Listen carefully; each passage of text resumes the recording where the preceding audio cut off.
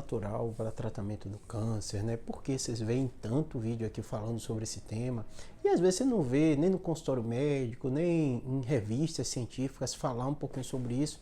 Eu vou explicar o porquê tá por trás desse tanto vídeo e tanto comentário sobre remédio natural para a cura do câncer, mas no dia a dia do consultório médico, artigos científicos publicados em revista de impacto, você não vê tanto esse debate, né? O que acontece? Toda vez que a gente vai lidar com alguém doente, né, ela está numa situação de fragilidade. E o grande objetivo dela é que você, médico, dê um tratamento que cure ela, né? Quando ainda fala de câncer, né, tem todo o estigma da doença, né? Porque durante muitas décadas ela não existia tratamento, hoje já tem. Grande parte dos cânceres hoje são curados, não é tratamento fácil. Tem a questão do risco, tem remissão, tem o risco de recorrência, então ele gera uma série de aspectos emocionais no próprio paciente, né? E quando a gente pensa em ciência médica, se você procura um médico, né, você está buscando alguém que tem um embasamento científico para fazer o tratamento, né? E aí vem a parte da medicina, que é meio bastidor, mas é o que faz ela ser uma ciência tão reconhecida que fez mudar o tempo de vida, expectativa de vida, as pessoas vivem cada vez mais e melhor e que gera tanta confiança nas pessoas, né? E o que é que a ciência faz? Toda vez que há um questionamento científico, ele tem todo um método para responder essa pergunta. E às vezes esse método é demorado, é custoso e nem sempre dá a resposta tão simples e prática que a gente quer. Então essa pergunta, remédio natural para a cura do câncer, qual o grande erro? Em primeiro lugar, né, o câncer tem muita diferença de um para o outro. É como se eu falasse assim, remédio natural para curar bactéria. Sim, que bactéria? Que tipo? Então, quando você ouve essa pergunta, né, ou se você vê um vídeo dizendo isso, um remédio natural que promete a cura de câncer, muito provavelmente vai estar equivocado. Não existe um câncer.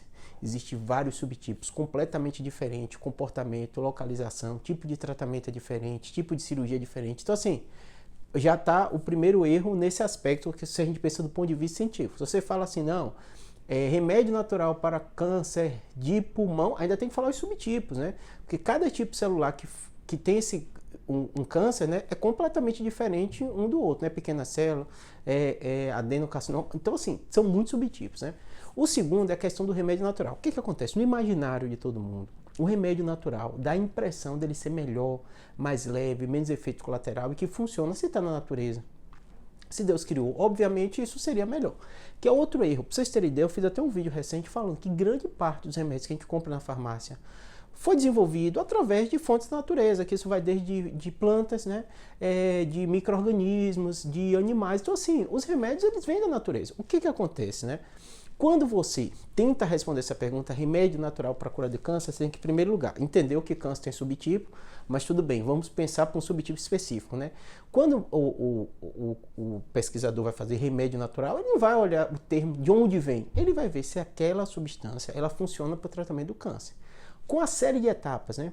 A etapa vai desde o início, né, que é a plausibilidade biológica, qual a lógica por trás disso. Então, por exemplo, vou dar exemplos exagerados para você entender, né? Eu posso fazer uma pesquisa dizendo que a fitinha verde na minha testa vai curar o câncer?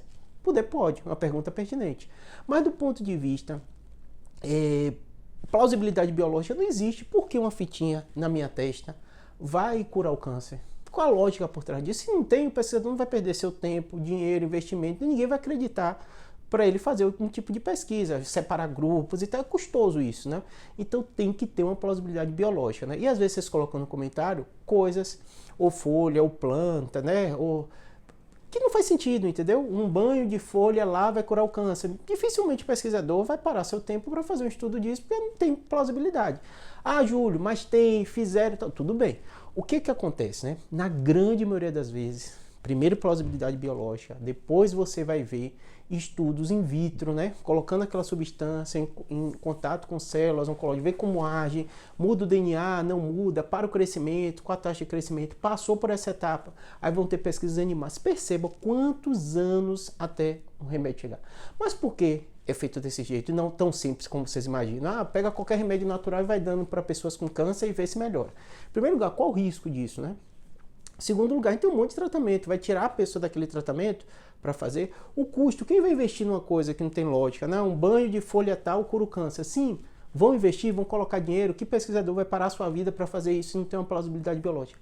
Percebam que a falta de resposta para essa pergunta não é que a indústria, não é que ninguém está escondendo o tratamento, não é ninguém quer que a cura do câncer não chegue, é porque tem todas essas etapas. E aí vem o outro aspecto, que no dia a dia da gente, médico consultório, você passa toda essa etapa de conhecimento científico, entender metodologia e tal, a gente está de frente a alguém doente, que quer um tratamento para aquela doença, que muitas vezes você, do ponto de vista técnico-científico, não tem para dar, e ela encontrou uma solução mágica na internet. Fulano disse que toma essa pílula ou vende esse chá e vai curar o câncer. E aí tem um grande aspecto, né? Primeiro, tem um aspecto, né, metodológico, vocês entenderam que não é simples assim. Segundo, tem um aspecto argumentativo, que é o mais complicado de lidar, porque às vezes essa pessoa que quer vender um produto, ou quer dizer que ele tem a cura do câncer, né, ele faz 1000 teorias conspiratórias, que estão matando, que estão escondendo, que a indústria quer fazer isso e aquilo e tal, convincente para a maioria das pessoas, com argumentos bons, né? Alguém, às vezes, geralmente quem faz sucesso nisso é alguém eloquente, que sabe falar bem, bota um monte de termo técnico, mas quando você espreme isso do ponto de vista científico, é argumentação vazia.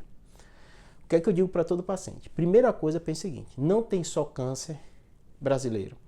Câncer é uma das doenças que mais matam no mundo inteiro existe.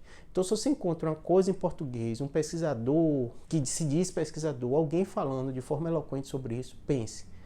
O que tem sido feito, pesquisado no resto do mundo sobre isso? Existe, hoje em dia tem ChatGPT, hoje em dia tem o Gemini do Google, tem inteligência artificial que te ajuda, tem o próprio Google, coloca aquela substância e veja, e vá atrás de fontes confiáveis, revistas, index, né? Se não tem, muito provavelmente não é verdade o que ele está te falando. Quando eu digo não é verdade, às vezes não é nem alguém que está mentindo, é alguém que, sei lá, teve uma experiência pessoal, que aí vem outro aspecto que às vezes você confunde. No dia do consultório a gente consegue até fazer. Aqui na internet eu não faço muito porque é história de um indivíduo, de alguém, é difícil você expor e às vezes a pessoa, ela pega aquele exemplo que você está dando e coloca como se para ela funcionasse. Por isso que eu não gosto muito de individualizar casos, nem contar anedota, nem contar história aqui no meu canal do YouTube. Eu prefiro falar da doença como um todo, do remédio como um todo, e não tanta experiência pessoal. Porque a experiência pessoal é muito mais marcante para a gente, ser humano, do que qualquer pesquisa ou aspecto científico que eu falo aqui para vocês. Então a pessoa fala, ó, fulano, aí traz um fulano todo vestido, dizendo, eu tinha um câncer, tomei esse chá e o doença foi embora, não tenho mais esse câncer. Isso é muito mais fixador para a mente. O ser humano é assim, né? O ser humano se desenvolveu e evoluiu. O nosso cérebro, ele gosta muito. Ele é muito seduzido por anedotas, por histórias, né? Muito mais do que eu mostrar estudo científico, que estudaram milhares de pessoas. É muito mais fácil você entender um caso de alguém real que aparece aqui para vocês, diz que tomou aquilo. Todo mundo é assim, eu também sou assim, eu gosto de história, né? Eu sou ser humano, não tem jeito. Só que a gente faz algumas coisas contraintuitivas pelo nosso estudo, por aprender que aquilo historicamente teve um impacto maior, mostrou resultado. A ciência é desse jeito, às vezes ela é meio contraintuitiva. E mostrar com anedota um caso, que você mostre alguém real, que conte a história, que tomou aquele chá e o câncer foi embora, é muito mais fácil ser uma falsidade, uma mentira, alguma coisa montada, do que um estudo científico. Ah, Júlio, o estudo científico eu também já vi. Claro, pode ter, mas tem tantas etapas, uma curadoria bem próxima, pesquisadores, estudo científico, investimento, uma série de forças que é mais difícil. Por isso que muito cuidado quando você vira essa frase, né? Concluindo esse vídeo que está mais longo do que o normal que eu faço. Remédio para a cura do câncer. Muito cuidado, né? Tem muitas premissas no meio dessa frase que tem grande chance de você estar assistindo um conteúdo que não vai falar a verdade para você do ponto de vista científico. Espero que tenha ajudado. Abraço.